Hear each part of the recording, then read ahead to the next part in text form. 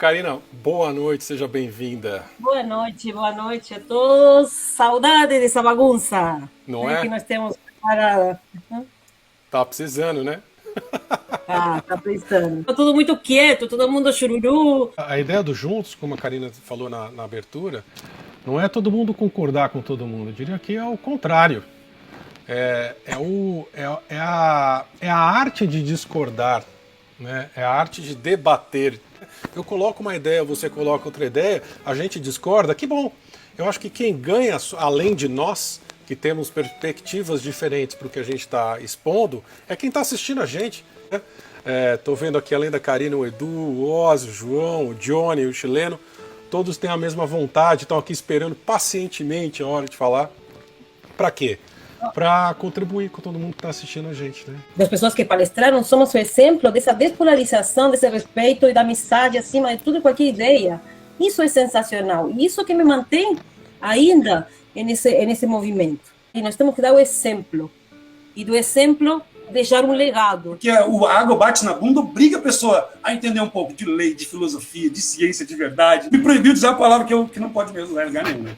Mas assim, ó, se nós analisarmos a situação que está acontecendo no planeta agora, essa dissonância cognitiva real, de ao mesmo tempo pessoas dizendo, não quero me enquadrar nesse sistema que o Estado está impondo, e ao mesmo tempo outros implorando pelo Estado. Então, sem julgamento, tu consegue perceber uma dicotomia muito grande. A opinião está sendo bem dividida, parece uma colheita do joio e do trigo, sabe? Tudo isso que a gente está vendo acontecer de uma forma genérica. Todo esse dividir para conquistar, toda essa questão, até de doenças, até de coisas que a gente está vendo no nosso dia a dia, muito atuais. Não é um repeteco histórico? Não está se repetindo pela enésima vez? Fábio, não é a primeira vez que a gente está vivendo tudo isso, né? Pior, e é por isso que eu aponto o revisionismo histórico, que além de não ser a primeira vez, é um upgrade, é uma melhoria de todas as outras tentativas. Então, sim, é um repeteco, mas melhor, mais bem feito. É tão sincrônico, né? Existe uma sincronicidade. Isso a gente pode ver no ciclo da Lua, por exemplo, né? Tipo, não precisa nem falar muito. Mas isso corresponde a leis mesmo, científicas, da gravidade, a inclinação que aquele planeta exerce nas órbitas, como que aquilo chega pra gente, as memórias que trouxe tudo desde a criação do universo até o momento, e como que a gente foi registrando esses ciclos, esses movimentos. Então, se a gente já entender isso filosoficamente, já fica mais fácil tocar as histórias da vida. Então eu vou estar abrindo para as pessoas o banco de dados que eu tenho, né, que eu utilizo para ter as informações que eu pesquiso, né?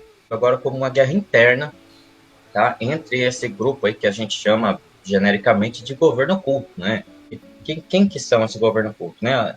Essas linhagens que já vêm de muitos anos atrás, muitas décadas, muitos séculos até, que sempre estiveram em posições de poder na sociedade. Antigamente era em alguns locais, hoje em dia já é uma coisa globalizada. Então, João, seja bem-vindo. Para mim é um grande prazer ter você aqui. Pelo que eu vejo, né, uma das funções dela é fazer a desdemência, né? Quer dizer, o processo de desdemenciar, porque realmente está tendo praticamente uma epidemia de demência aí no mundo, né? Mas, bom, informação não é conhecimento, então a gente tenta transformar informação em conhecimento, que esse é dos deveres da gente, né? Dos deveres da gente, diria de todo mundo, né? Transformar informação em conhecimento. Então, você é o limite do seu conhecimento, né? A epistemologia, ela é o estudo do conhecimento, de como você constrói o conhecimento, como você lida com o conhecimento, né? Como você cria conhecimento. Epistemologia seria a ciência, ou a parte da ciência, que estuda o conhecimento em si, né? O conhecimento, como se faz o conhecimento, qual o limite. Então, humildade epistemológica é a humildade do conhecimento. O Oswald diz assim, ele disse assim, eu adoro estar errado, né? O Oswald disse. E eu quero dizer que eu sou o contrário, eu adoro estar certo. Achei bem legal que o Johnny falou também sobre a palavra espírito, né?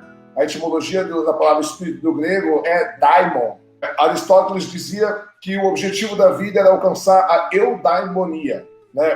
Quando você achava o seu lugar no cosmos e desenvolvia plenamente as suas habilidades. E eudaimonia, né, seria um bom espírito. O João falou também de episteme, né?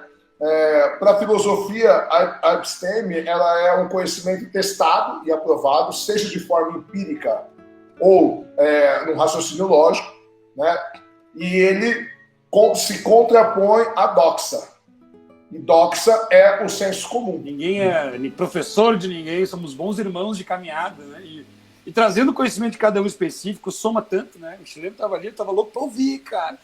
Mas indo para trás novamente para a Suméria, nós temos um foco importantíssimo. As duas entidades, sejam entidades verdadeiras, sejam entidades mitológicas, ou sejam arquétipos de formas, nós temos dois seres que fazem parte dessa polarização, que é o Enki, um dos deuses, né, sumerianos, e o Enlil. Nós temos os enquiistas e os enliistas, que discrepavam totalmente, e a briga era por um poder familiar. E os seres aqui na Terra, os homens, que não eram deuses, né, obviamente, que eram os seres humanos comuns, eles se dividiram em os enquiistas e os enliistas. Então, enquanto essas duas personalidades, ou consciências, ou sei lá que fossem, eu não vou entrar nessa história, eles brigavam entre eles não se sujavam as mãos. Quem brigava e que estava à frente de tudo isso eram pessoas. Então, essa raiz de levar essa polaridade, seja num jogo de futebol, seja num partido político, seja em um país, ou seja de uma ideia, seja o que for, vem de lá, está arraigado profundamente de lá. Tudo que nós conhecemos, tudo que nós sabemos, toda a nossa estrutura filosófica, seja grega, seja do Egito, seja de onde vier, sempre, se vocês vão perceber na história, estudar e ler o que ficou registrado, vem de onde? Exatamente. Dos deuses.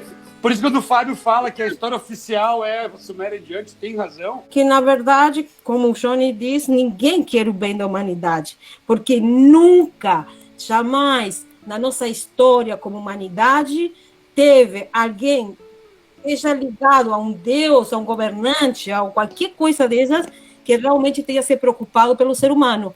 Nunca a humanidade foi feliz. Sempre teve dor, doenças, mortes, guerras, manipulação. Isso não é nada novo. E já vão milênios disso aí. Muitos milênios que nós estamos passando isso.